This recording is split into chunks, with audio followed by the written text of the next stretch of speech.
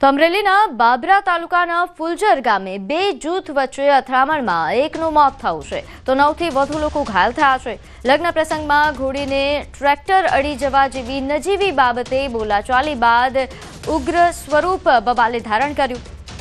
બે અલગ અલગ જ્ઞાતિના જૂથ વચ્ચે અથડામણ થતા એકનું મોત થયું છે તો 9થી વધુ ઈજાગ્રસ્ત કે જેઓ સારવાર હેઠળ છે। લગ્ન પ્રસંગે નીકળેલ ફુલિકામાં બે જૂથ વચ્ચે મોટું ધીંગાણું થયું હતું। ઈજાગ્રસ્તોને બાબરા અને ગોંડલ હોસ્પિટલમાં ખસેડવામાં આવ્યા છે તો બનાવ બાદ ફુલજર ગામ પોલીસ છાવણીમાં પણ ફેરવાઈ ગઈ છે। ગામમાં પોલીસે સ્થિતિને કાબૂમાં લાવીને ચાંપતો બંદોબસ્ત ગોઠવી દીધો છે તો બનાવ બાદ એસપી સંજય ખરાત, ડીવાયએસપી ચિરાગ દેસાઈ સહિત પોલીસનો કાફલો પણ ઘટના સ્થળે પહોંચ્યો। મામલે વધુ વિગત સાથે મારી સાથે સંવાદદાતા રાજન જોડાઈ ગયા છે। રાજન, જે લગ્નમાં ધીંગાણું સર્જાયું, શું કારણ રહ્યા? પ્રીતિ, આ સમગ્ર ઘટના છે ગઈકાલે મોડી રાત્રે બનેલી ઘટના છે। ફુલજર ગામમાં એક લગ્નનું ફુલેકું નીકળ્યું હતું ને આ ફુલેકામાં લઈ જવાતી ઘોડીને ટ્રેક્ટર અડી જતા સમગ્ર મામલો બીચક્યો હતો।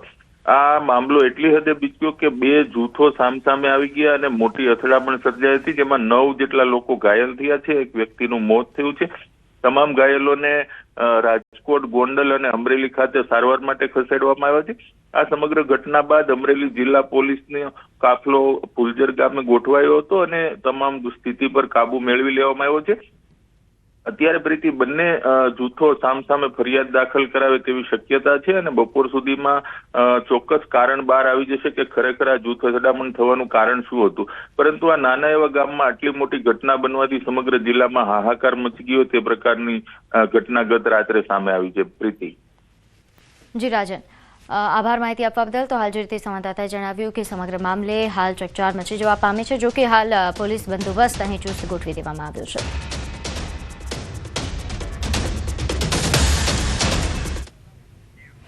સુરતના કુખ્યાત આરોપી સલમાન લસ્સી પર ફાયરિંગની ઘટના। ક્રાઇમ બ્રાન્ચના પીઆઈ પરીક્ષિત સોઢાએ પગમાં ગોળી મારી આરોપીને પકડવા જતા સલમાન લસ્સીએ ચપ્પુ વડે હુમલો કર્યો હતો। પોલીસે સ્વબચાવમાં ફાયરિંગ કર્યું। નવસારીના મરોલી ખાતે આ બનાવ બન્યો। સલમાન લસ્સી પર હત્યા, મારામારી, ખંડણી સહિતના 15 જેટલા ગુના નોંધાયેલા છે।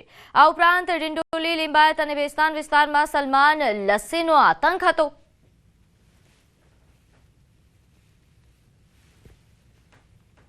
બેસ્તાન પોલીસ સ્ટેશનમાં મર્ડરના ગુનામાં વોન્ટેડ આરોપી સલમાન લસ્સીને પકડવા માટે ક્રાઇમ બ્રાન્ચની અલગ અલગ ટીમો કાલ રાત્રે વોચમાં હતી।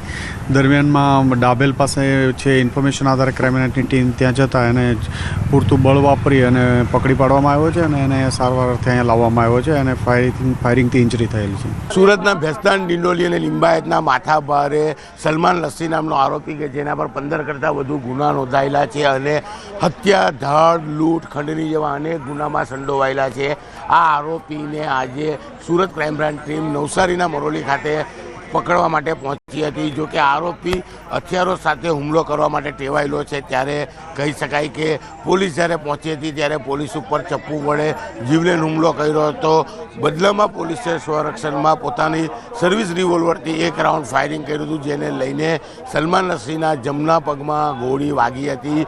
આરોપી છે જે પોલીસ પર હુમલો કરવા માટે ટેવાયેલો છે તેની પાસે ઘાતક હથિયારો હોય છે અને જે પ્રકારે કહી શકાય કે આરોપી પર 15 જેટલા ગુના નોંધાયેલા છે અને હત્યા, ખંડણી જેવા અસંખ્ય ગુનામાં સંડોવાયેલા આરોપીને જ્યારે પકડવા પહોંચી ત્યારે આરોપીએ જે રીતે પોલીસ પર હુમલો કર્યો હતો જેને લઈને પોલીસે સ્વરક્ષણમાં 1 રાઉન્ડ ફાયરિંગ કર્યું હતું અને ફાયરિંગ કરતાની સાથે જ કહી શકાય કે પોલીસે પોતાના સ્વરક્ષણ માટે 1 રાઉન્ડ ફાયરિંગ કર્યું હતું અને આ ફાયરિંગ કરેલી ગોળી આરોપી સલમાન લસ્સીના પગમાં વાગી હતી। સલમાન લસ્સીનો ખાસ કરીને ભેસ્તાન, લિંબાયત, ડિંડોલી વિસ્તારમાં ખૂબ જ આતંક હતો।